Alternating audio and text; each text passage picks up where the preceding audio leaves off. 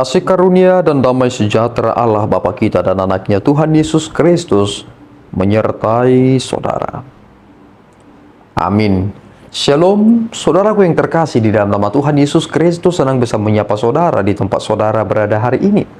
Dalam dimensi yang berbeda, tetapi dalam dunia yang sama. Sebagai insan yang diciptakan untuk Tuhan sebelum melakukan rangkaian aktivitas kita pada hari ini. Marilah kita mengawalinya dengan memuliakan Tuhan lewat pujian kita dan mendengarkan firman Tuhan.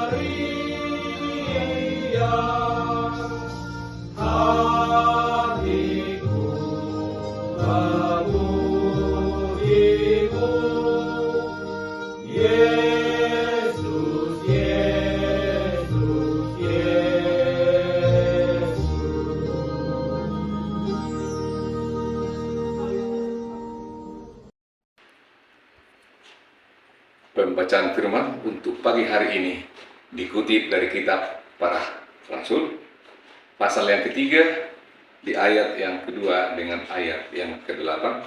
Demikian bunyinya. Di situ ada seorang laki-laki yang lumpuh sejak lahirnya, sehingga ia harus diusung. Tiap-tiap hari orang itu diletakkan dekat pintu gerbang bait Allah yang bernama Gerbang Indah, untuk meminta sedekah kepada orang-orang yang masuk ke dalam bait Allah. Ia melonjak sendiri lalu berjalan kian kemari dan mengikuti mereka ke dalam bait Allah, berjalan dan melompat-lompat serta memuji Allah. Demikian firman Tuhan. Saudaraku yang terkasih di dalam nama Tuhan Yesus Kristus, kita mungkin mampu berkata, aku sudah memberikan yang terbaik. Apa yang aku miliki telah kuberikan yang terbaik kepadamu. Tetapi itulah yang aku mampu berikan. Ternyata ketika kita melihat dalam teks ini, mungkin kita sedang berdusta. Mengapa demikian? Karena mungkin yang kita berikan kepada orang lain bukanlah dari hal yang sangat berharga dari kita. Bukanlah hal yang paling berkualitas. Tetapi mungkin itu adalah sisa dari apa yang kita miliki. Lihatlah apa yang terjadi ketika Rasul Petrus bertemu dengan seorang laki-laki yang lumpuh ini. Di tempat di mana disebutkan di sana adalah Gerbang Indah.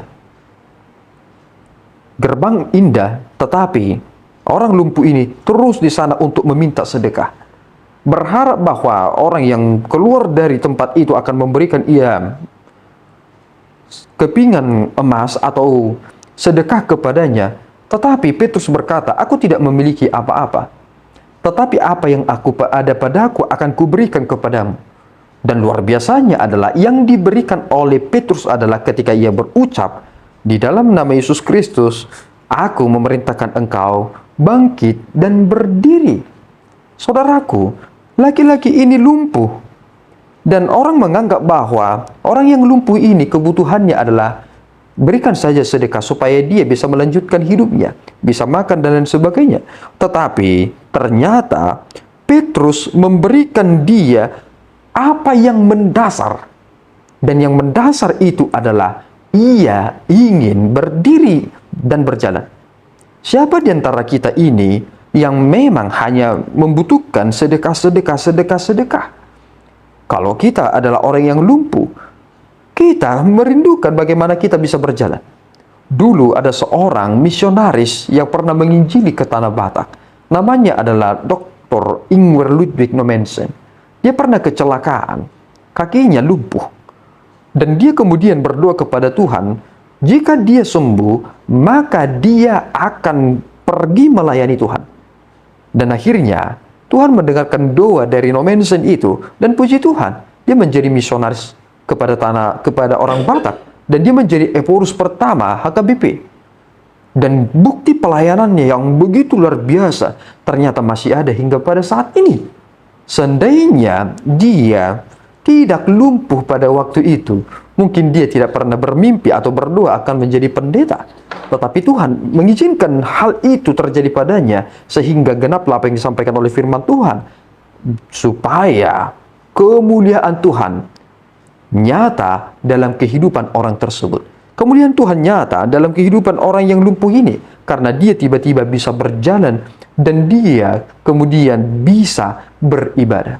Saudaraku yang terkasih, kebutuhan mendasar saudara dan kita semua, kita katakan adalah makanan dan minuman. Tetapi sebenarnya, meskipun kita makan yang banyak, pada akhirnya kita akan mati. Karena tubuh kita adalah tubuh yang terbatas. Kita membutuhkan hal yang paling mendasar. Dan itu adalah keampunan akan dosa-dosa kita, yakni keselamatan kita. Dan Yesus Kristus memberikannya kepada kita. Yesus tidak tertarik memberikan kita emas 3 kilo, emas 7 kilo, dan lain sebagainya. Tetapi Yesus tertarik memberikan dirinya kepada kita. Karena inilah yang paling kita butuhkan. Jika kita tidak menerima Dia yang mati dan bangkit itu, maka kita akan menderita. Apakah saudara akan ingin menderita di masa depan ketika penghakiman itu terjadi? Setelah terjadi penghakiman itulah baru kita sadar, puji Tuhan, untung aku telah beriman dan bertobat. Kalau aku tidak beriman dan bertobat, aku sudah ada di neraka ini. Dan ternyata sangat mengerikan. Kita bersyukur karena ternyata dari teks ini kita dihantarkan untuk memahami apa yang Tuhan beri kepada kita. Mari menikmati apa yang Tuhan beri. Dan jangan bersungut-sungut. Selagi kita masih bisa berjalan dan berlari, pakailah itu untuk memuliakan Tuhan. Tuhan Yesus memberkati kita berdoa. Ya Tuhan, kami bersyukur atas berkat-Mu. Terima kasih Bapa, Engkau telah menolong kami mengerti tentang hal yang paling mendasar. Seorang laki-laki lumpuh berharap mendapatkan sedekah, tetapi dia mendapatkan mujizat karena ia disembuhkan. Tuhan, Engkau telah menyembuhkan kami dari penyakit kami yang tidak bisa kami sembuhkan, yakni untuk menerima keselamatan. Kami orang berdosa, dan kami karena keberdosaan kami harus mati. Tetapi Engkau menolong kami meskipun kami mati, bukan karena kami tunduk lagi kepada dosa, tetapi kami harus menjalaninya supaya kami dapat bertemu dengan Engkau dalam kemuliaan-Mu. Terpuji Engkau Bapa, terima pujian dan doa kami di dalam Yesus. Kami telah berdoa dan mengucap syukur. Anugerah Tuhan kita Yesus Kristus, kasih setia Allah Bapa kita, dan persekutuan Roh Kudus menyertai saudara. Amin. Tuhan Yesus memberkati.